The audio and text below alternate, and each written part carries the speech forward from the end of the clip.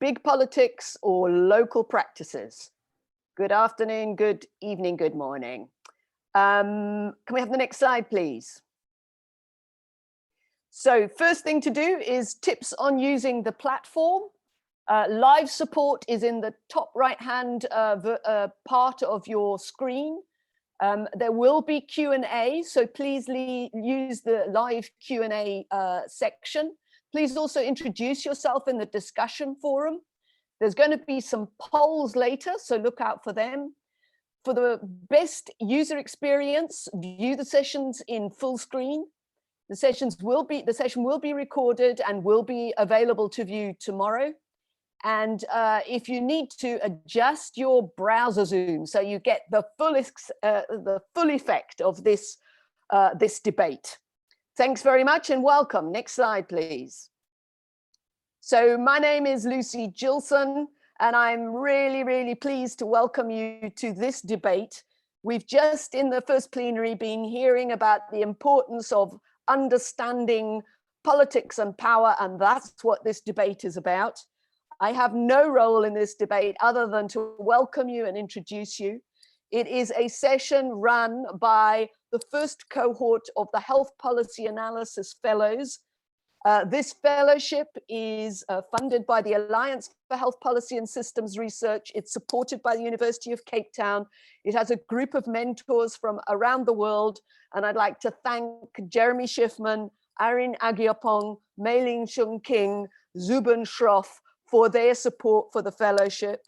We now have 20 fellows. We're welcoming the second round of fellows as well, the second cohort. The fellows are all registered for a PhD with a P focus, a policy focus in a Southern university. And through the fellowship, they develop their PhD work, they develop a peer network, they take forward this extremely important aspect of health policy and systems research, the P. And today, you're going to be hearing them debating the big P or the little p, which matters. And with that, I'm going to pass on to Aaron Mulaki, and I wish you well. Thank you.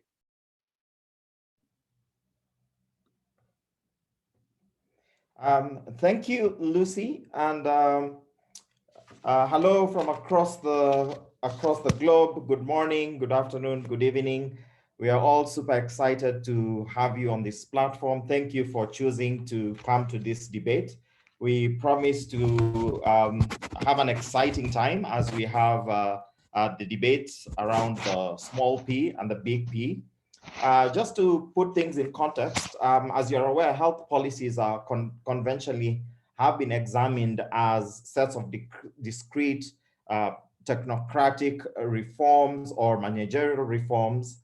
But pervasive experience with failed policy reforms across low and middle income countries has repeatedly indicated that policy processes are inherently political.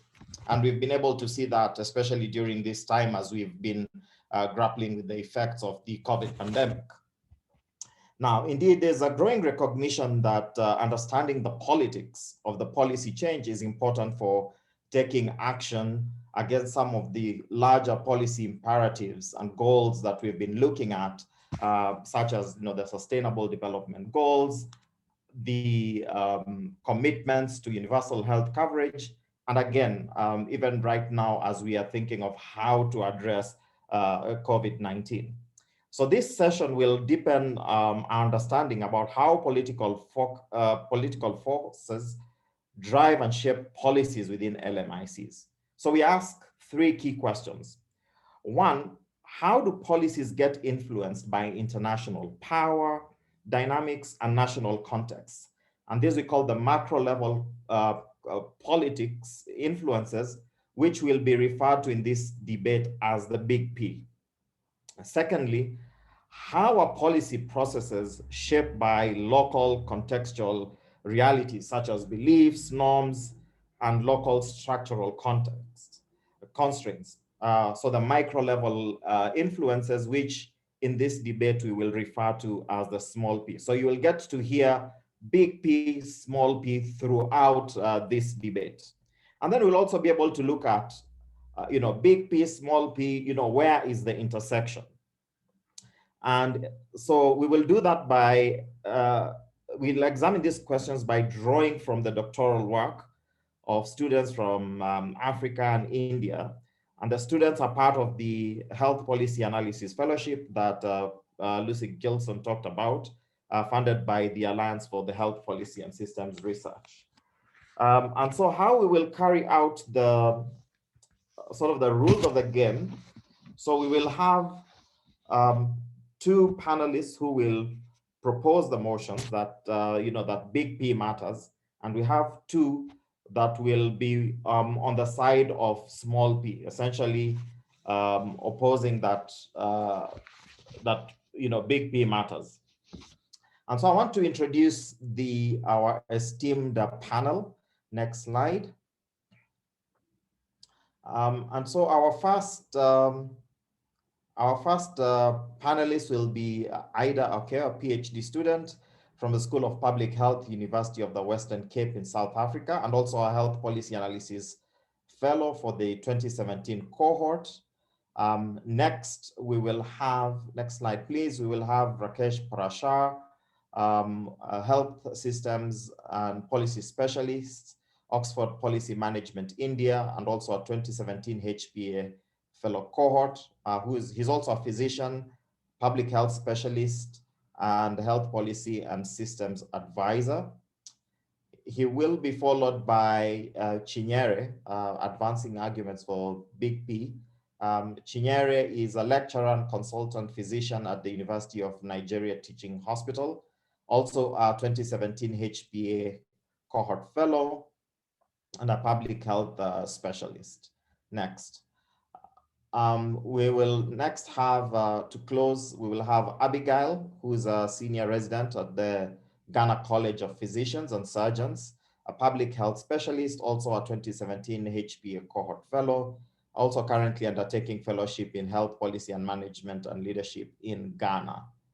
Once that is done, we will have opportunities for question and answer, and then we will have an opportunity to do a polling question. But before I talk about the polling question, we really want to encourage you to send your questions. And please, as you ask your questions, please put the name of the panelist that you're asking the question at the front of the question so that those questions are targeted. Then we will move to the polling. And after the polling, we will have a question. We will let you know when here's the polling question. And this polling question will be repeated at the appropriate time, and the poll will be open. And so we will be asking what is more important to understand when analyzing health policy processes, whether it's the big P or it's the little p or small p. And we have 4 sets of answers, and you will be encouraged to pick one. While the poll is going on, we will have rebuttals. And in support of big P, we will have, next slide, please. We will have Eleanor Wiley, who will be in support of the big P. Eleanor is a PhD candidate at the University of Cape Town and also a 2017 HPA fellow cohort. Next slide, and then that will be followed by the second rebutter, Ryan Kamado, who's a public health consultant and also an adjunct faculty at Benguet State University in the Philippines, and also a health policy analysis fellow for the 2017 cohort.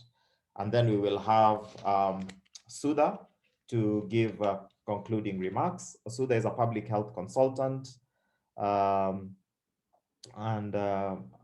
she works on, her research focuses on health policy and systems, qualitative evaluations of complex public health programs, and training personnel on health systems thinking. So there we are, done with the introduction. So I hope you have your seatbelt on. It's going to be an interesting ride. And so without further ado, allow me to welcome our first panelist, Ida, to take us through her statement and portion of the debate. So welcome, Ida. Thanks, Aaron, and welcome to all 79 of you.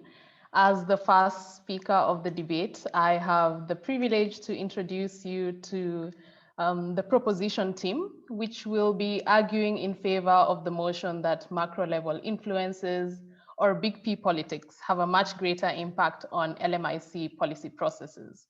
For this input, I will be referring to macro level influences as the impact of international ideas within local contexts, as well as ideologies that shape how government sectors frame policies, particularly problems and solutions. So specifically, my input for today will argue that ideas and frames are powerful forms of discourse that influence policy processes, particularly for policies that require intersectoral approaches. And just so that we're all on the same page, ideas are products of our own cognition that influence how we construct the social world and that shape our worldviews, our beliefs, and our norms. Frames, on the other hand, are packages of ideas that act as channels through which we use to view new information. And a number of people have referred to politics as the struggle over ideas because these forms of discourse can focus attention on a selected part of the policy solution, while simultaneously diverting attention from any other solution that may be present. This, of course, can make the policy process quite contentious when trying to select interventions for intersectoral approaches, because often policy actors come with pre-established ideas on what the solutions should be. Now, for the argument of my debate, I would like to use part of my PhD findings, which looked at the intersectoral Fast 1,000 Days of Childhood initiative, developed within the Western Cape province as a strategy to improve child outcomes by focusing on multiple domains beyond the health sector. Using findings from an extensive document review process, I would like to argue that the following 2 points make it clear that ideas have a significant impact on how policy processes unfold. The first point is that it's been well documented that global actors and agendas can have an influence in how national level decision-making spaces unfold. In the case of the first 1,000 days, what was quite clear from analyzing policy documents was that global ideas played a predominant role in creating windows of opportunity that allowed the first 1,000 days to rise to the agenda setting at a local level. For example, when looking at major global agendas such as the Millennium Development Goals, the range of national maternal and child health policies developed within the country were predominantly focused on biomedical approaches to improve child survival. This, of course, meant that intersectoral approaches were rarely considered in relation to early child health. Once the shift of the Sustainable Development Goals began, along with key documents such as the Lancet series, the Nurturing Care Framework, were available, these documents played, and these ideas within these documents played a significant role in centering intersectoral approaches for early childhood, because it allowed policy advocates locally to link these emerging global ideas with local problems and, in essence, trigger the agenda setting process of the first 1,000 days. My second point is related to how different frames of the policy issue can affect how a particular policy unfolds. When looking at policy documents on the first 1,000 days, it was also clear that there were 3 main frames of how the policy problem was viewed. And this really showed the different ways of conceptualizing and thinking about early childhood. And it was somewhat linked to how particular government sectors viewed their role in early childhood, and to some extent was influenced by international agendas that I've just discussed. The first was the biomedical argument that framed the first 1,000 days within the broad agenda to address and reduce child mortality. The second was the Nurturing Care Framework, which really aimed to improve early childhood development services by stretching biomedical approaches to include a focus on families and addressing the support of caregivers, for example. The last frame was a much broader socioeconomic frame, which tried to argue for a whole of society approach to address interventions within the first 1,000 days. Now, these 3 frames of proposed solutions meant that varied ideas became one of the major hindrances towards operationalizing the policy, because it was simply hard to determine what the right intersectoral approach should be. To a certain extent, the policy solution chosen relied on which frame would win or which government sector had the leeway in setting the agenda. In the case of the first 1,000 days, at early stages of the policy, it appeared that the biomedical frame won, which means that there was a policy thinning effect where the first 1,000 days transitioned from a broad intersectoral agenda to a narrow health-based focus. What made it worse was when examining policy documents, it was clear that apart from health and social sectors, other sectors had not really considered what the first 1,000 days would include, signaling in a major way that the health sector was quite predominant and powerful in setting the agenda and in making decisions over interventions.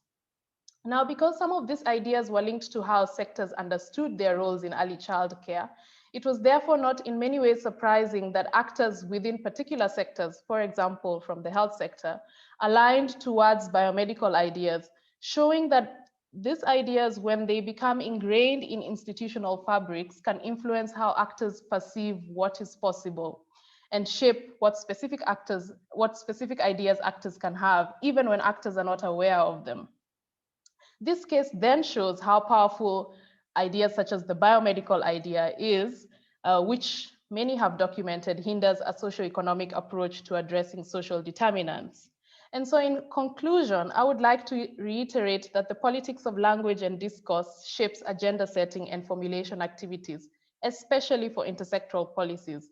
And for these reasons, it's almost painfully obvious that macro level factors play a much more extensive role than micro level factors in influencing policy processes of low and middle income countries. Thank you.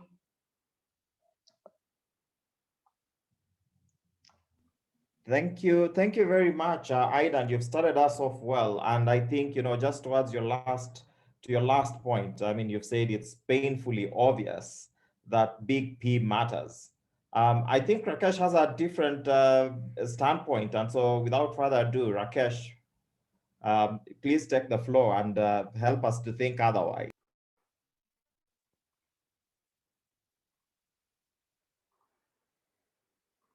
Thank you very much, Aaron.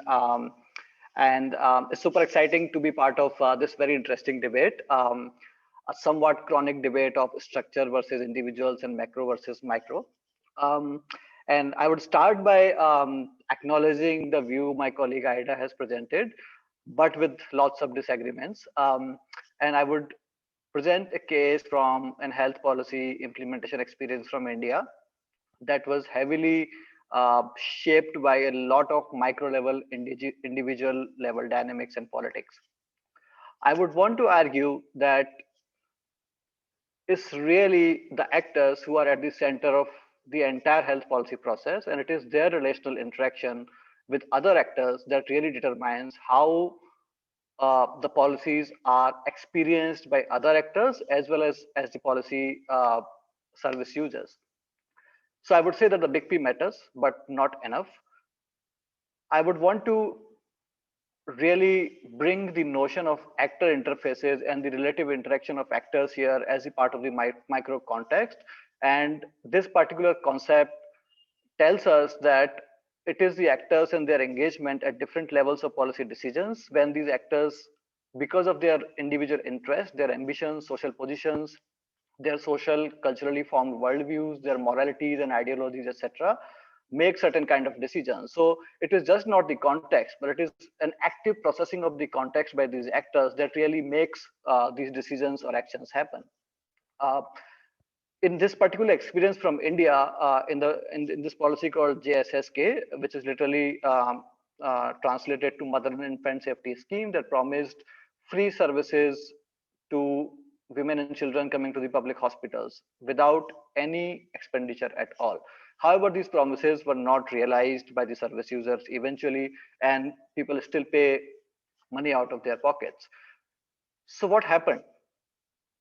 In this examination that I did for my doctoral study, I found that it was a very heavily the entire policy process was very heavily shaped by different level of actor interactions. So right from the top level where the policy was formulated, which could have been affected by a lot of global and national agenda, but that does not mean that policy was translated to action as it is. The implementation was resisted by certain actors at all levels, and this resistance or this negotiation or the conflict of different actors and their power struggles were related to their individual interests and motives. So we saw that the doctors, the nurses, the managers at the district level and at the state level engaged in such encounters where they were really acting on the basis of their, sometime on the basis of the vested interest, at times on the basis of their professional interest, their professional ambitions and the experience, at times also because of their own ethical moral understandings. And because of that, the policy process was hampered. And I would give an example of how individuals shape these policies by citing a case of one particular bureaucrat who was there in the state office for 3 years in this entire period of 9 years. And in those 3 years, major policy decisions were taken. And beyond and before that, the policy process was almost stagnant. So the learnings from this study are very clear, and they say that it is the actor preferences which weigh heavy on the day-to-day decision making. Despite the larger structures being in place, different actors behave differently. The larger agenda of free service provision, because of those interactions, was not really executed well.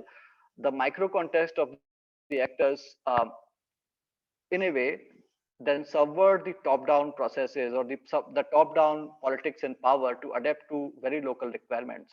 And I would also want to argue from a very practice-oriented lens that whatever the level of politics in the policy process, we eventually would have to work through certain actors. And these actors play at all levels, even if it is a biomedically shaped idea or some global politics-based idea, but it is the individuals through whom we will have to work. So that's how I would rest my case, saying that it is the micropolitics that matters. Thank you. Thank you, Rakesh, for starting us off on the small p. And before we continue, I want to encourage all of us, if you have any questions, please post them on the Q&A, and we will be able to have a specific time after the first set of debates to be able to have the panelists respond to those. So thank you very much, Rakesh. Interesting that you said, yes, that big P matters, but it does not matter enough. And really the juice is in the small p. So let's see let's get to hear from Chinyere what she thinks about her viewpoint on big P. So over to you, Chinyere. Welcome.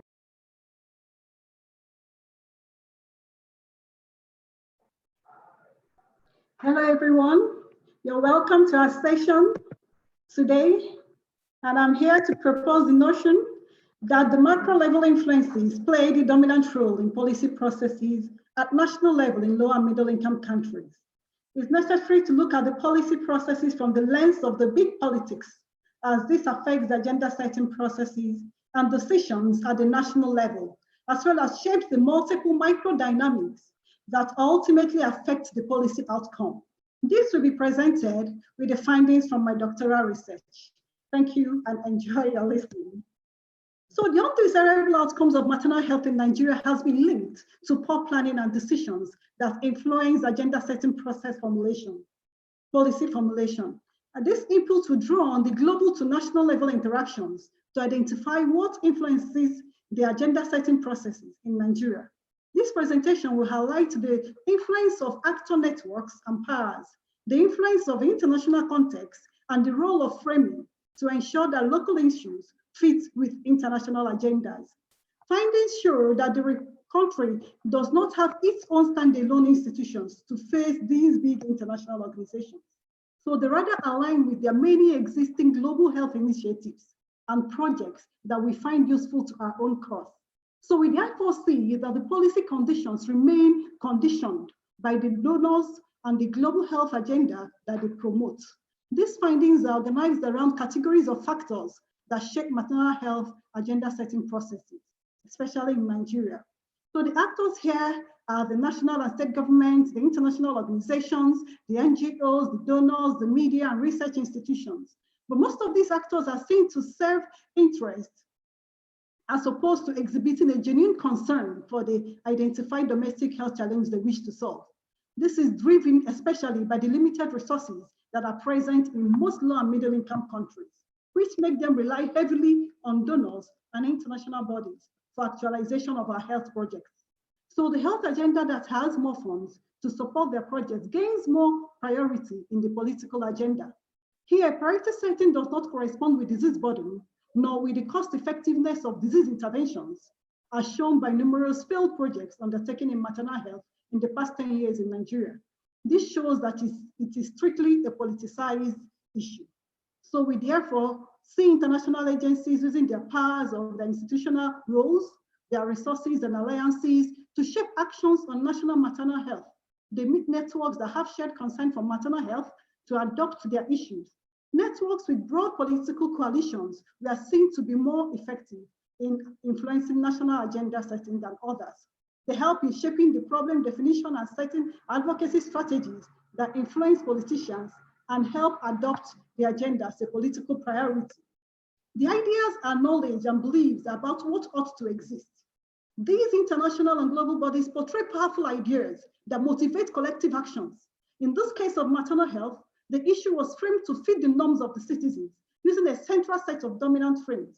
The issues were seen as population-based problems and quite severe, which affects many Nigerian mothers, and these raise the issue's agenda status.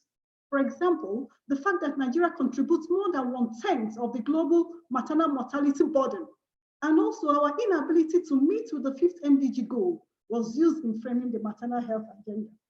Hence, I would like to argue that international and global actors, their ideas and interests interact to shape national health agenda, and also the networks, such as the level of linkages between these actors, as well as the way they frame their problems. Strategies are contextualized, explaining decision-making at these national levels. Thank you.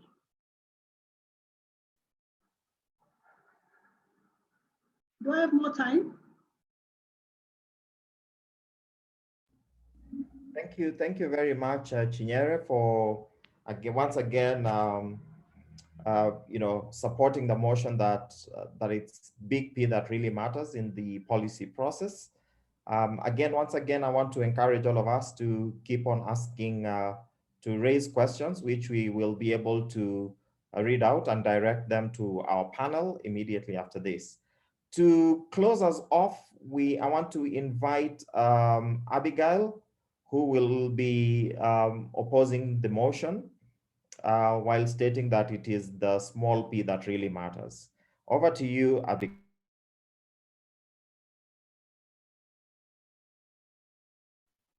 Thank you very much, Aaron. And a hearty welcome to all participants. I'm quite excited about this debate. So I'll just set the ball rolling. I don't want to waste your time. So I'm going to talk in support of small p. So far, my opponents, Chinyere and Ida, wish to throw dust into your eyes and lead you into thinking that big politics from national and global level influence agenda setting and formulation, and hence the entire policy process in low and middle income country context. I wish to differ, and I strongly oppose this motion based on a systematic narrative synthesis review on insurance reforms in sub-Saharan Africa. Next slide, Elena. So before I go on, we have heard what Rakesh said about how micropolitics at the frontline level influence policy implementation and hence the policy process. While power from donors and national level actors may influence policy agenda setting and formulation, as described by Chinyere and Ida, but the evidence shows that policy process is not just about agenda setting and formulation, no.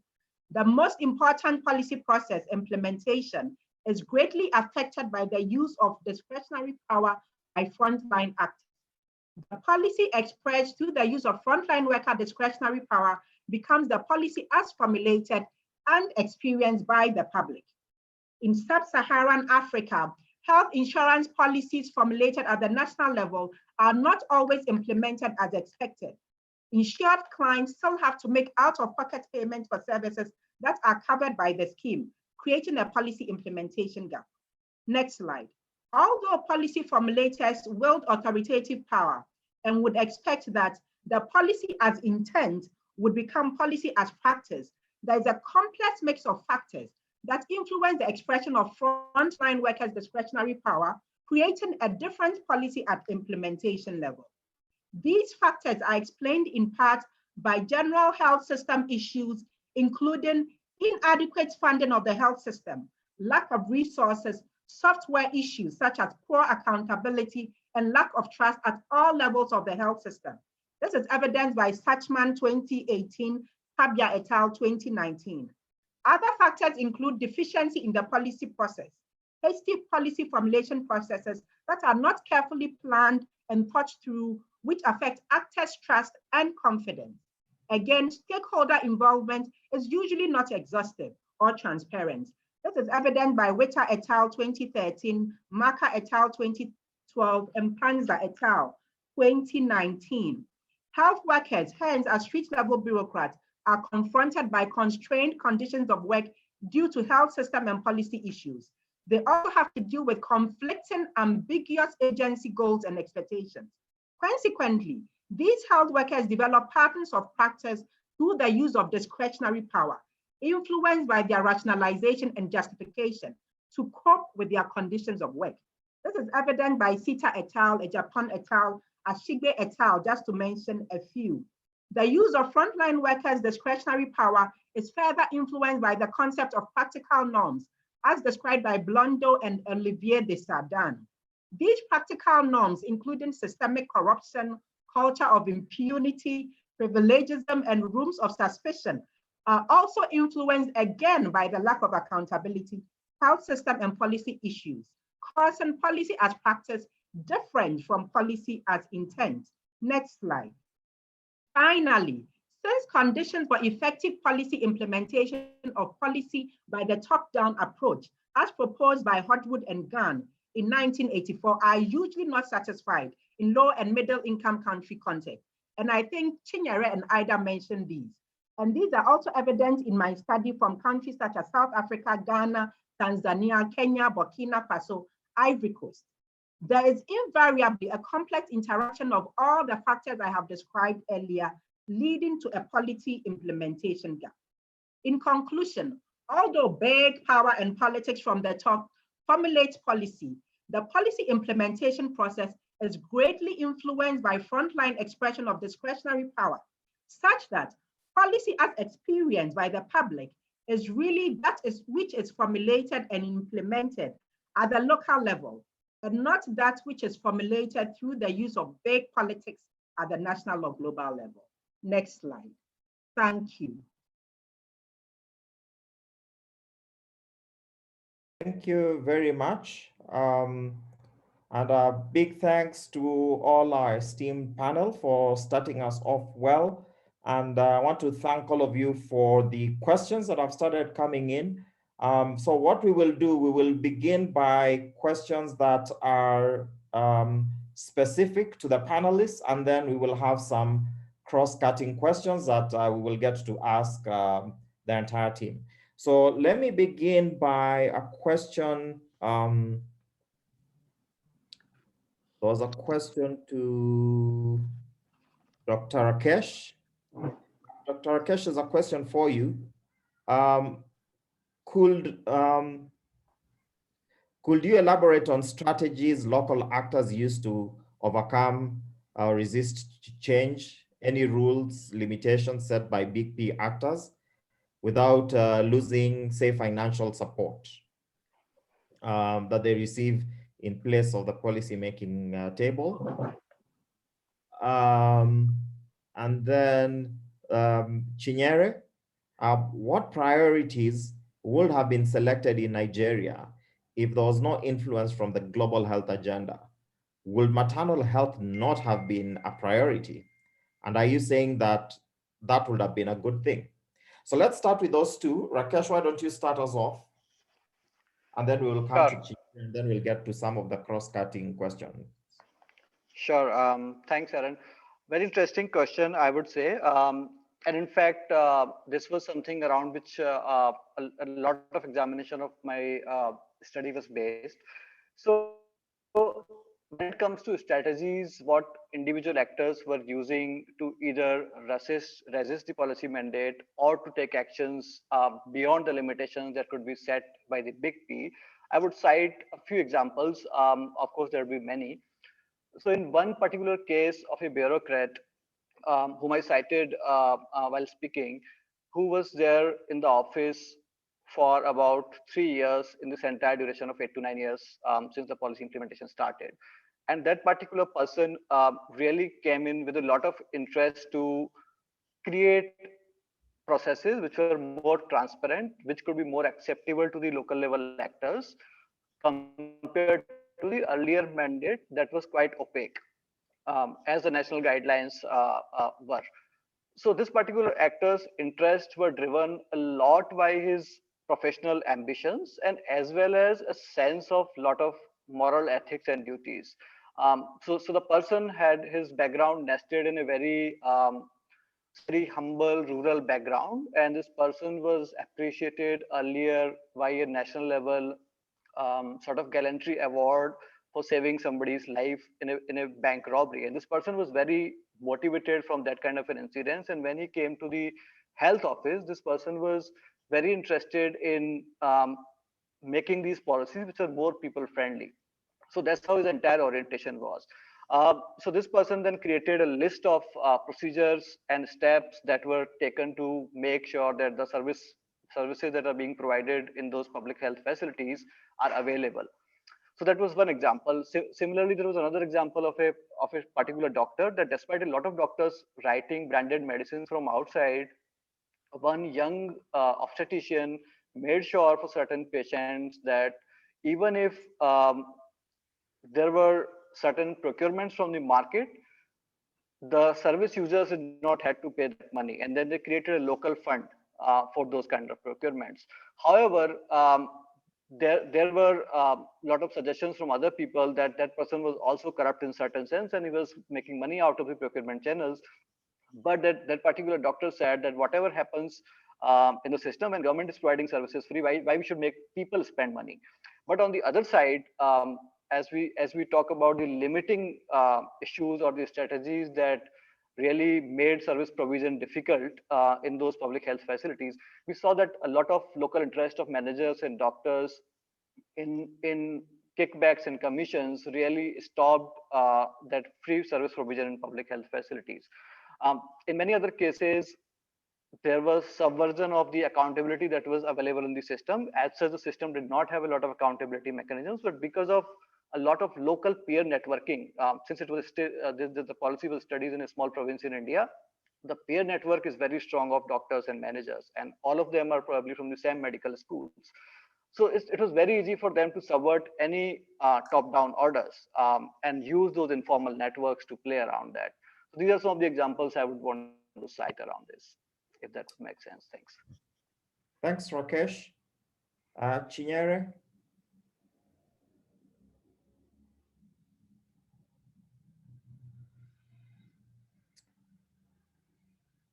Can you hear me? Please unmute. Okay. So from what I understand, you're asking if maternal and child health would actually have also still been a problem without the influence of the big P. Yes, would it have been a priority, a policy priority for Nigeria without the big P? Okay, yes, the answer is actually yes. It might still have been a priority. No doubt about that. But what we are saying is the approach is taken, the ways and strategies, the interventions that have been adopted, that have been the priority chosen in order to see to the reduction in maternal deaths are not actually the best. You know, there are various things that could have been done. The cost effectiveness of these things could have also been taken into considerations, but that is not the case. So we see that organizations that come with more funding, like in Nigeria presently, we have the Saving 1 Million Lives, which is an intervention that is being funded by the World Bank. So we are asking, why did they lay off an already effective one, which is the SHOP MCH, Maternal and Child Health SHOP? So why did they leave that for the Saving 1 Million Lives? It is not clear why these choices are made. It is clearly politics. So that is part of what we are saying. And then all these are influenced by who are those donors, who are those international bodies, who are those people that bring those ideas. Why must we buy into it? Why don't we do locally acceptable things? Well, because they are the big P's, they have all the powers, they have the dynamics, they can switch us to any way they want. We really have no choice. So when these decisions are made at the national levels, those at the subnational don't have a choice than to queue into it and to implement it. Even if they try to fight it, they still get funds for them to carry these things out. And once funds are there, my brother, everything follows. So that is what we are saying. The big P's have the day at the end of the day. The little P's have little power. And no one can change that. Thank you. All right, passionate debate from Chinyere over there. Let me move on to questions. There's a question for you, Ida, from Zakaria Belhiti. So the question is, power is a multi-layered social phenomenon that is embedded in a multi-layered social reality, including both structure and agency. Both matters. Policies are made at national level, but how street-level bureaucrats implement them may hinder or facilitate the effectiveness of such policies. Could we disentangle between both levels? Are they both sides of the same coin? Ida, you can respond to that as we now move to other, and then we'll move to another session of questions. Thanks, Aaron. So I think that's a very interesting question. And I think for particular policies, especially when looking at intersectoral action for health, what I wanted to draw attention to in my specific input is the fact that we can assume that actors have agency and fail to consider that there's a link between ideas and institutions, that sometimes institutional ideas, particular ideas that are assumed become norms and become cultures, a way of seeing the policy problem once it's ingrained into the institutional fabric. It can actually affect how actors perceive what is possible, how they view a particular policy problem, and that can constrain or enable actor action. And so that's really what I wanted to draw attention to in this particular input. But I think we've created a little bit of a bias in this debate, because we've tried to angle our findings to one particular side of the motion, whether it's a big P or a small p. And I think it's important to acknowledge that we haven't conducted these studies the way we've shared these inputs, that we've tailored them a little bit so that we could trigger the motion of this debate, but to acknowledge that we do consider both sides of the coin to some extent. But when examining the issues that we presented here today, we have signaled some of the factors that may be hidden. And for me, the link between ideas, institutions, and actors for my particular study was quite prominent, and how actor agency actually was dependent on particular interests of the institution that they were coming from. Yeah, thank you. All right, thank you very much. So the questions are still flowing thick and fast. I'm trying to keep up. So the questions specifically to the small p and the big P. So let me I have a question for the big P team from Marsha Ogill. So the big T team, question, which global actors deserve a seat at the national government table, and on what basis? And then there is a second question from one of our new fellows. So while big P is keen determining what issues get on the policy agenda and are therefore adopted, we cannot ignore the importance of small p in policy implementation and hence policy outcomes. For those supporting the big P arguments, what can you say about the successes or failure of the top-down approach in LMICs? So let's consider those. The big P team, perhaps Rakesh, you could take one, and Ida could take another, and then we will move on to some specific questions on the small p.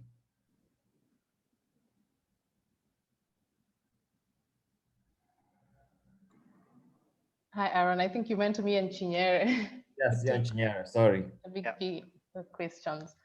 So Marsha's question is interesting, and particularly for my study, what I found quite impactful was the fact that it was at times hard to distinguish who the global actors were, because in the early childhood development field, some of those prominent global actors were actually major South African academics who, of course, participate in some of the major global agendas, such as the Nurturing Care Framework was a document developed with a few academics who are from South Africa. And so it becomes hard to distinguish who those global actors are and who the local actors are. I think that it's valuable to consider that networks of practice sometimes might include both people who hold various hats, that they could be considered global in one context, but are operating in local settings. And I think that's valuable for those local settings because they are quite aware of the context, and they all, especially when those particular actors can relate and engage with policymakers within those spaces, it becomes a valuable space in that way. And perhaps that's the answer to the question. When there are actors who can transverse multiple networks and are able to both be influential in global spaces, but also within the local context that they come from. Perhaps that's a way to solve the that idea of viewing global actors as coming from far away and bringing in ideas that might not be specific and appropriate for particular context. I don't know what Chinyere feels about this. It might be different in Nigeria's case.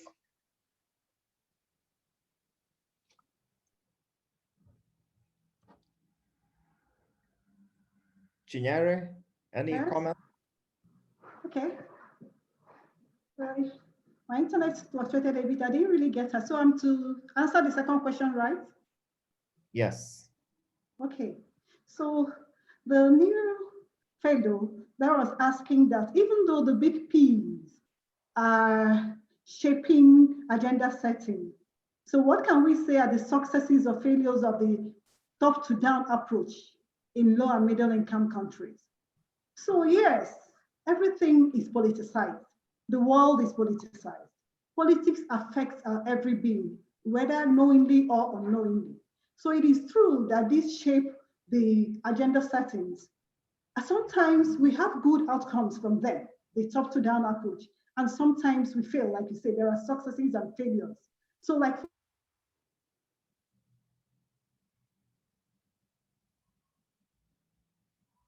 Sorry, we seem to have a problem with Chinyere. So we'll get back to her. So let's move on. There's a question on the small p for the little p team to. for in our case, the shopping maternal mortality interventions actually work out, and some actually don't seem to turn out fine. Thank you. Thank you. Thank you very much. Moving forward to the little p. Do the supporters of little p find added value on global advocacy for global health policies? For example, advocacy towards large global health initiatives, you say like UHC, and sustainable development goals. Rakesh, Abigail? Sure. Go ahead, please. Abigail, do you want to? Yeah, I don't mind, I can start. So thank you very much. That's an interesting question. As described in the debate so far, I think usually what happens is that all these global initiatives help shape the agenda setting and formulation process. So usually we have beautiful policy documents written, beautifully, and then showing a step-by-step detail of how it's supposed to be implemented. But then when it comes to implementation based on these global initiatives, I think it happens everywhere. For instance, the health insurance reforms that I looked at in my narrative synthesis review, this is based on the universal health coverage drive driven by the Sustainable Development Goals. But then, and this is something that we are all launching onto and all countries are hoping to achieve come 2030. we'll realize that there are beautiful policies formulated from the national and global level, but then these policies need to be implemented by the frontline workers. And if the frontline workers or the frontline actors are not part of the policy formulation process, what you realize is that the actors at the formulation level miss some nuanced details that should have gone into policy implementation at the frontline. For instance, Abigail. Resource allocation. So usually, can you hear me? Yes, we can hear you. Sorry, we had lost you. Aaron, you can hear me and you've lost me. So usually what happens is that the policy from the national level does not really come out as formulated at the frontline level. So what happens at the frontline is that there's a difference in the policy that is experienced by the public. So for instance, if you look at health insurance reforms that are supposed to say that services received at the facilities are supposed to be covered by insurance schemes. What happens is that since the health workers do not have the resources they need, they don't have a choice but to ask these clients, some of whom may be vulnerable groups, to still pay out of pocket for the services that are supposed to be free. So yes, the global initiatives influence the agenda and the policy formulation, but then when it comes to implementation, there are always issues at the implementation level. Thank you. And if I could just add something to the point of Abigail. So I just also want to bring a little bit attention of the audience towards the fact that this dichotomy of micro and macro is not necessarily about policy formulation and policy implementation. And I think there were certain questions around that as well in the chat box. What we are trying to say with the micro notion is that even at the global level, even at the global agenda of the policy formulation or policy influence, individual actors in those formulation processes. And it is those individual actors' preferences, or it is those individual actors' really interest or ambitions that really drive what kind of contribution they want to have those policies or how they want to really shape the policy. So that is where the micro context plays, even at the higher level of policy formulation. So I just wanted to really bring this point to the table that this is not a formulation versus implementation dichotomy, but rather an individual versus a big political sphere dichotomy that we are talking about. Great.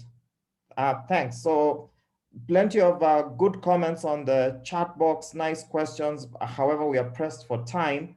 So right now we will run the poll, and I'll ask that we run the poll. And hopefully the panelists have convinced you either way. So here is our polling question. So what is more important to understand when analyzing health policy processes?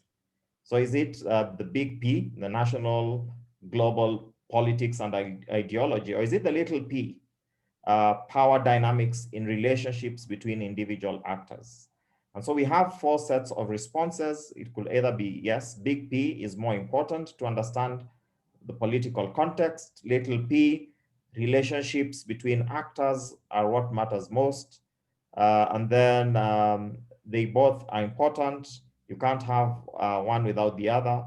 Then neither. Politics doesn't matter as much as you think. So the polls are open. Just to assure you, there was no early voting and the mailing of ballots. So this one is live. So we will get back to the poll results after the rebuttals.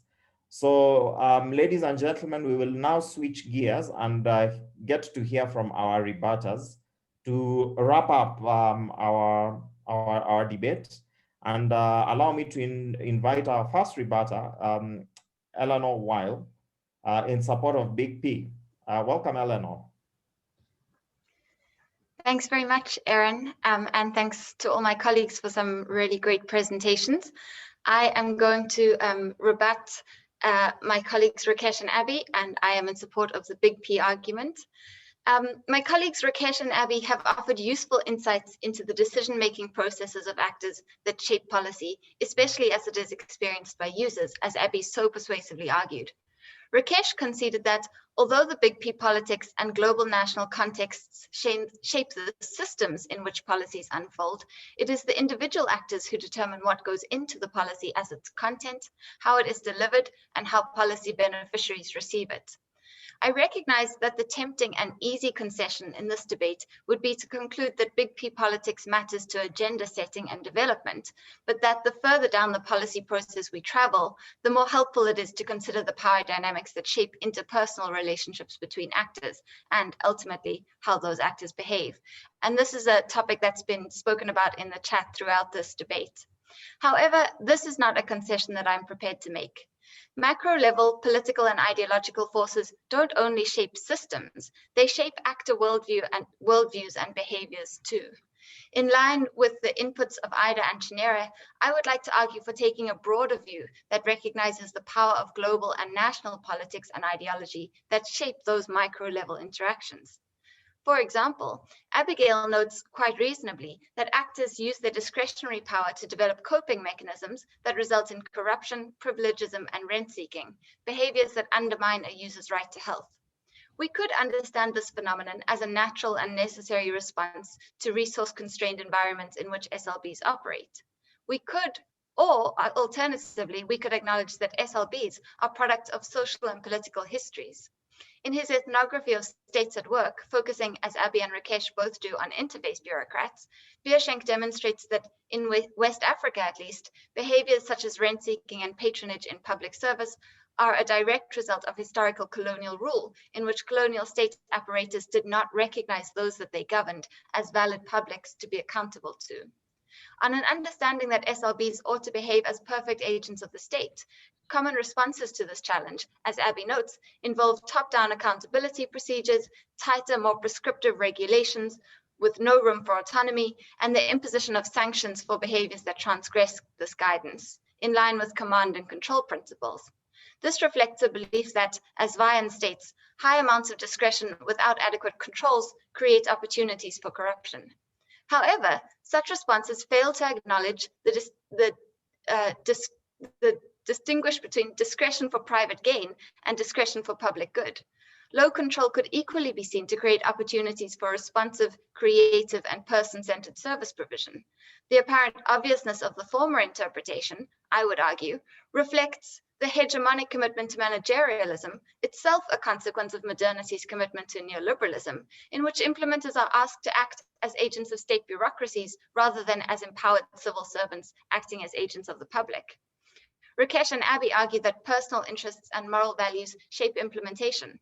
On this understanding, we could interpret a pharmacist in a for-profit pharmacy failing to explain the benefits of generic medication to a client who then pays high out-of-pocket fees as a result of brand loyalty as a consequence of the pharmacist making a rational choice to pursue her own financial interests rather than act with integrity.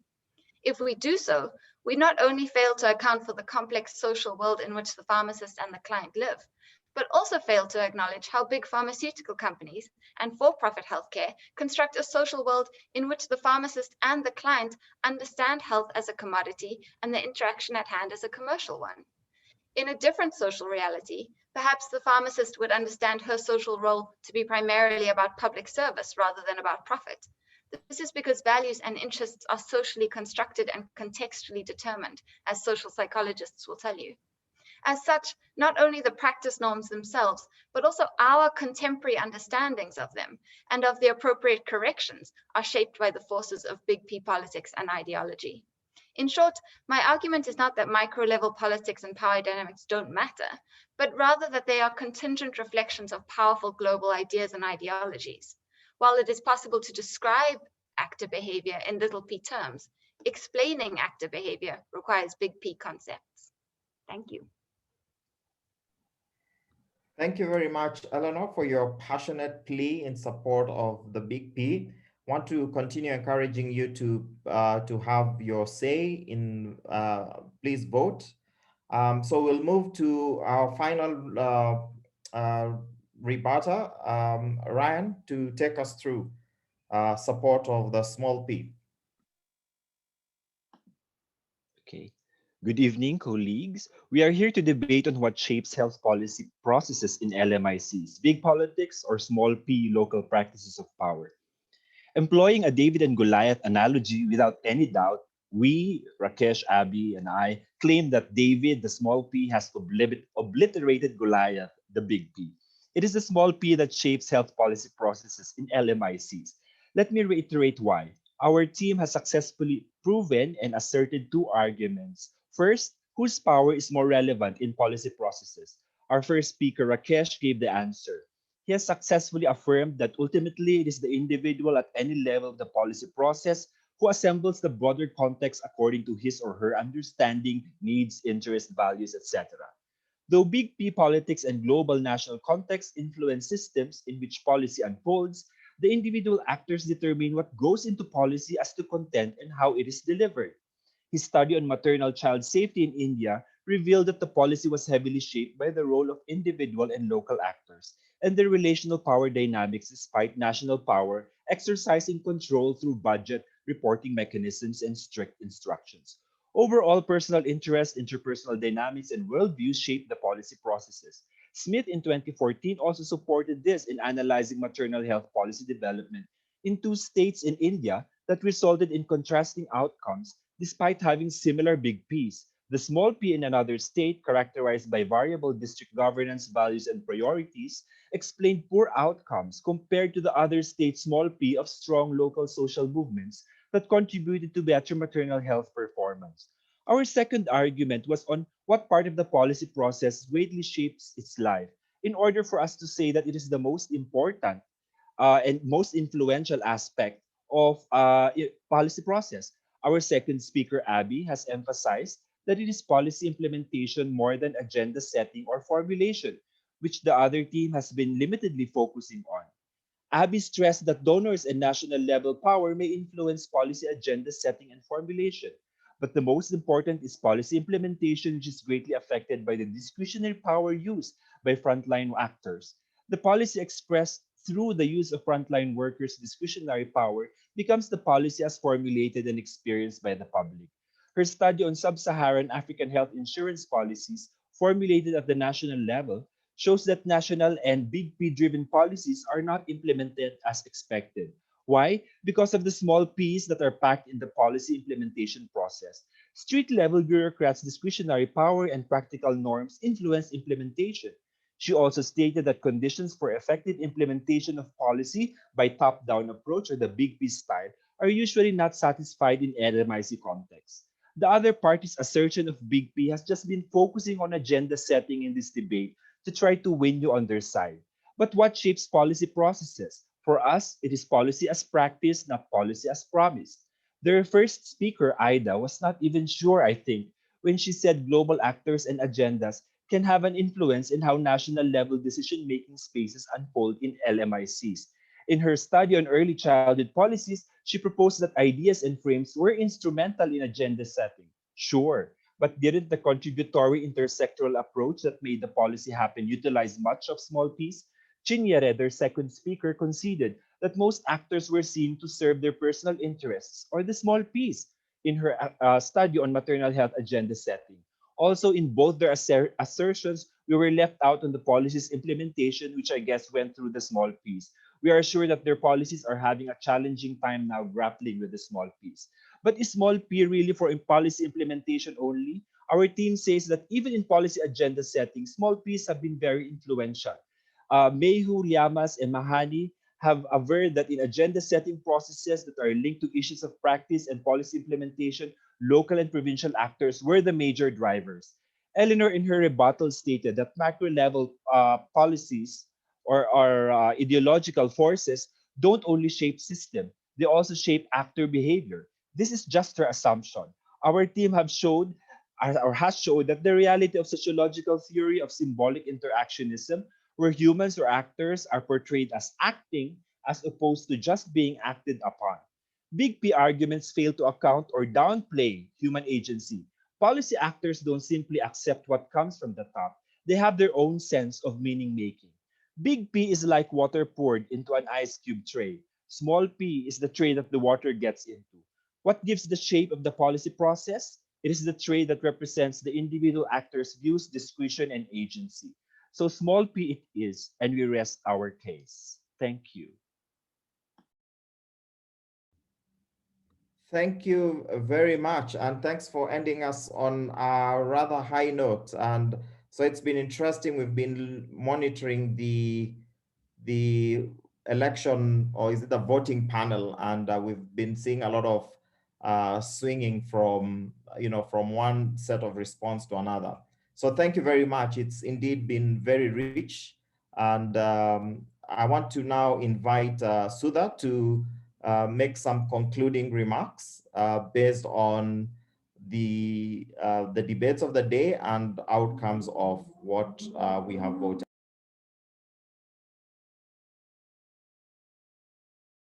Thank you, Aaron. Um, it's a pleasure to be here at the end of this very exciting debate to conclude this one. So thank you so much for participating in the discussion and the poll and making this a very engaged session. I hope you had a very exciting time. In this session, my colleagues Ida, Chinere, and supported by Eleanor very passionately, they shared with us that political forces that are at the national and international level, that is what we call as the big P, those can be very powerful. Okay, and if we take this perspective, policy making can be thought of as a constant struggle of ideas. There are ideas, there is a constant contestation that is going on between different ideas which stem from different ideologies, different value systems. And these struggles influence how and why certain policies get adopted, certain policies don't get adopted, and how they get adopted and in which ways maybe. So in all these ways, big P becomes very important for us. I think there were a couple of people even in our discussion, Sylvia, Annie, and others who pointed out that some voices, because some ideas dominate, some voices remain silent. And I thought that was an excellent point. But in this debate, we had another set of colleagues who argued back on this point on big P. So it was Rakesh, Abigail, and supported by Ryan, who said that we should not equate all politics only to the big P. So in addition to the macro level, the more big P forces, we also have micro level politics. So here my colleagues talked about values, they talked about different actions of local actors in the health systems, they talked about cultural practices, trust, they also talked about routines which get embedded, practices that get embedded in our system over years. And all these also become very important influences of policies. So these small P forces, they also shape policy processes in many ways. They shape ground level action. They shape how policies get received. They shape how policies get implemented.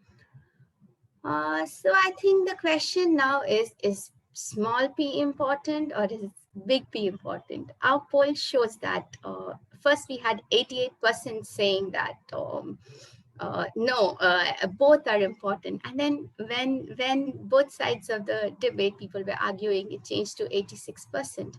But we are happy to see people are thinking about this. And we take the view that, of course, both play an important role. If we look only at the big P, then what we tend to do is we discount the local values, the practices, and we pay less attention to these. But if we look at the small p alone, then we are looking only at the micro issues, but we are not situating these in the bigger, broader policy context as well. Also, I think this has been going on in the chat box. These two P's are not really that distinct from each other. So the big P flows into small p's in different way. I think Dr. Upendra Bhojani pointed this out. There was Javis Jordan in the chat box who again talked about the interactions between the big P and the small p. So the big P flows into the small p in many ways, and the small p also flows into the big P's. And vice versa. So this, as somebody said, these are two sides of the same coin. Okay, and also it is I mean, although we have separated it out as big P and small p, there are also many P's in between the big and the small. So those are also important to take into account. So I think to conclude today, we feel that engaging with political forces should be done in a layered manner using multi-level approaches, and we have to consider the big P and the small p and all the P's in between.